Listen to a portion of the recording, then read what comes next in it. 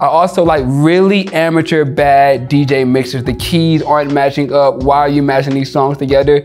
I love that.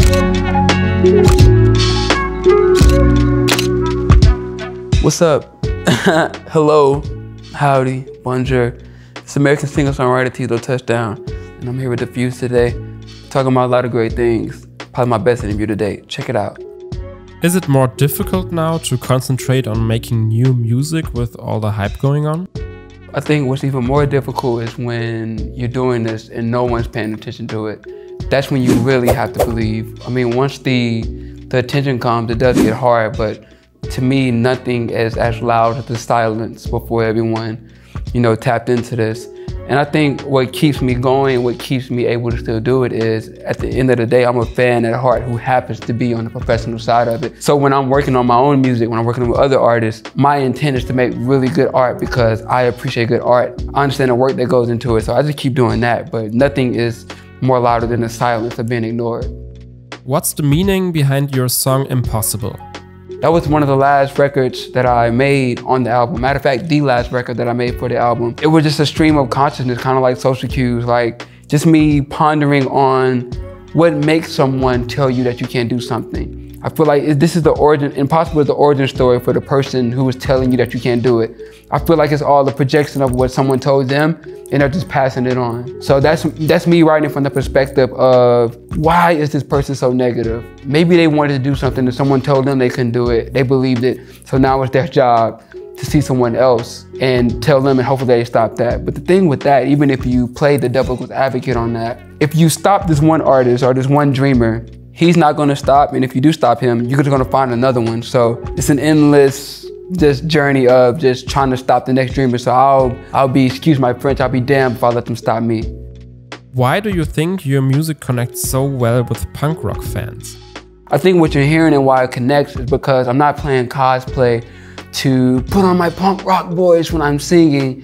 This is my honest interpretation of this. This is my reference points of being, MTV has been around 40 years. I am still a child of MTV, seeing Panic at the Disco in the morning, seeing Blink-182. But now when I work with the producers like Raisin Brothers, I'm telling them like, yo, these are my reference points. Show me deeper. Let me dig into the crate. Show me what I'm really looking for. I don't want to do cosplay angst voice. Show me real rock and roll. So what you're hearing is a genuine discovery of this art form and appreciation of it. How do you feel about your first headline tour? It's a special feeling because when I do these venues now, my first two tours were an arena tour, but those artists who I opened up for, they all started these same venues. I've seen the NBA arena green room, and now we just left from Paris, very punk rocky green room, graffiti everywhere. Excuse my French, I'm pissing in a water bottle. It goes from that to being in a hockey locker room. So when I see that, I'm eager and excited to go through this journey. I'm excited to be in these intimate rooms. Why are these artists so good in stadiums and arenas? Because they started at these very intimate venues. The repetition is what makes a star, and I'm so eager and happy to go into these very tight green rooms, tight rooms, because if there's one person there, my job is complete. What music do you listen to that would surprise other people? Every year, there's like a SoundCloud song that really just breaks through, and just like really silly stuff. Like, I'm just gonna throw them out there. There's one song called like I'm the Biggest Bird. There's another one this year that I really love called Smoking on Dinkelberg, like a Timmy Turner. Just very funny, silly songs. I take music so serious, but stuff like that really warms my heart, and I catch myself listening to it like 1,000 times over. I also like really bad DJ mixes. Really amateur bad DJ mixers. The keys aren't matching up. Why are you matching these songs together? I love that. I think I love that. Same reason why I love a new artist. They don't know the rule book, and it's just pure expression. So I think that's like my genre that I like to listen to. Very obscure SoundCloud, a few plays types of music. How do you write your songs? I have a theory that when Jay-Z said, I don't write my rhymes, when Lil Wayne said, I don't write my rhymes, I believe them, but I have also a conspiracy that they said that to make other writers who are really good writers be like, well, I don't write my rhymes either. So And my friend was just telling me that like, yo, like it really amazes me like how you don't write. But I was like, I really can't take credit for that. I just heard Lil Wayne say I don't write, and me being an MC was like, I don't write either. I still think like that, but there's still some songs where I sit down and write, and some of those are just as strong as the songs where I don't write. So it's a little bit of both. I love using when I sit down and write, it's more of an exercise to me. To be intentional, like I'm gonna do a traditional songwriting right now. Do you feel like you're another persona when you perform?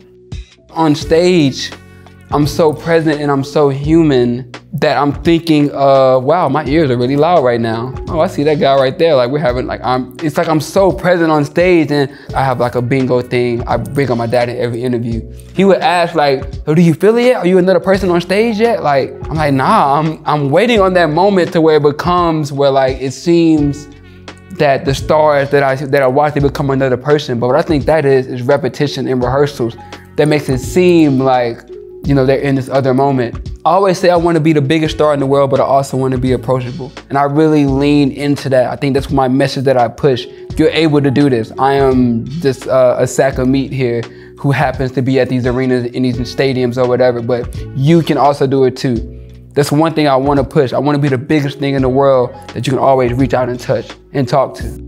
Did you get starstruck when you first met huge artists like Drake or Travis Scott?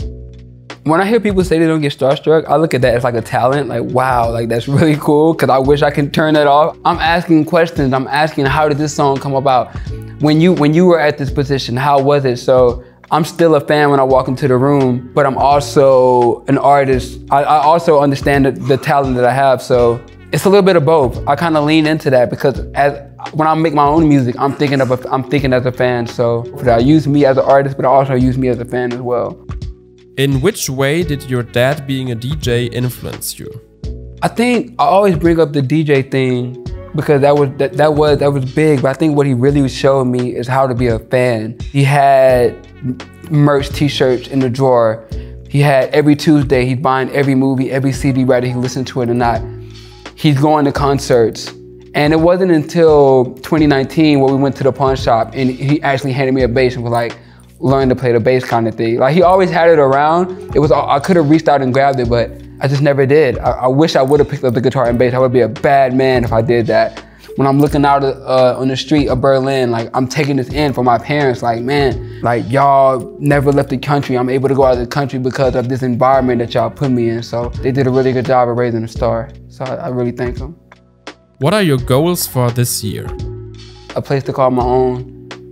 I've been bouncing around Airbnbs, hotels. I don't care if I gotta start with just a mattress in a room. I just want to start with that. I feel like that'll always, I want to make sure the human is straight, the boss is straight, so this Teezo Touchdown business can go right. So it's something as simple as that, man. A roof over my head.